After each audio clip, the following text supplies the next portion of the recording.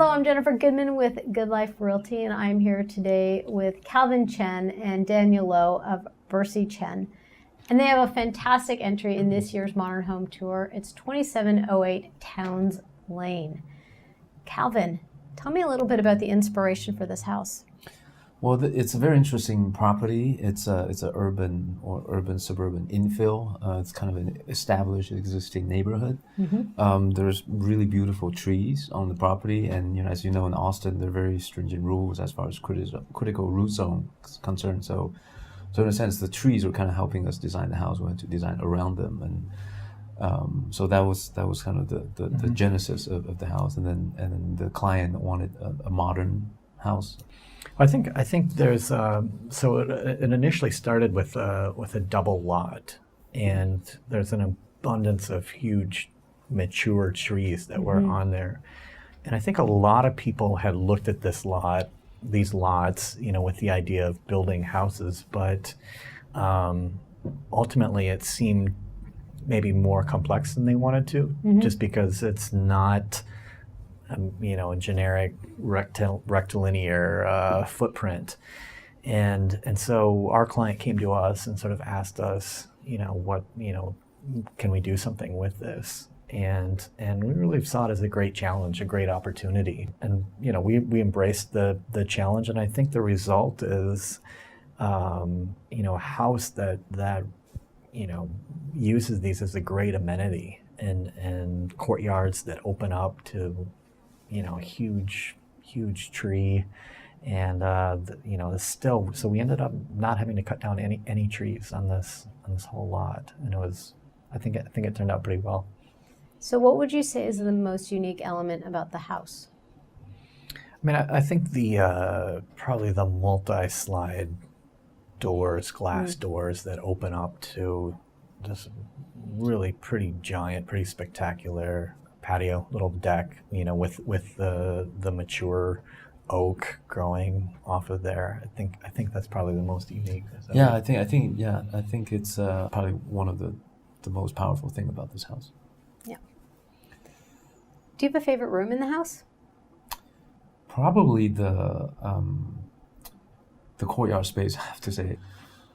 I think the kitchen's pretty nice. I mean, also for similar reasons, in that it's spacious. It allows for the parties, the gathering around the center island, and at the same time,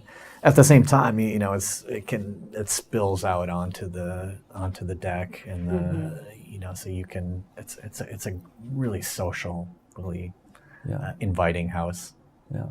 And there's this idea in Japanese architecture, the concept of the borrowed landscape, because everything's small and compact. So when in classical Japanese architecture and garden design, there's this idea of sort of this vista into your neighbor's yard, or so to create a perception of a larger spatial space. So I think with this house also you can see into the bedroom, and vice versa, into the public area because of the floor to ceiling glass. Yes. So I think that's one aspect that we try to sort of maximize that sense of spaciousness. Are there any eco-friendly or efficiencies built into the house that you can share with us? Yeah, I think one of the most eco-friendly is really just the orientation, of kind of minimizing Western exposure to the degree possible. Getting that sort of easterly light in the morning, is something. So we actually did think a lot about the orientation, though.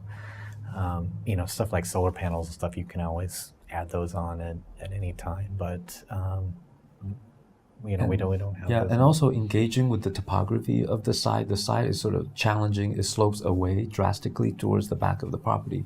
So having these bedrooms that are set into the landscape, some of it is sort of half, the back walls are half buried. So sort of using the thermal capacity of the earth. It's cool in the summer and warm in the winter. So these are some of the more low-tech and passive kind of sustainable features that we can do without incurring additional cost. And it's something that we always think about.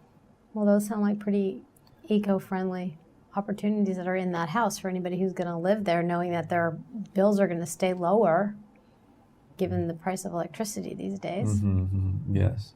So did you consider anything in particular when you were planning the space other than the oak, which obviously is the most important aspect without question of this property and how it influences?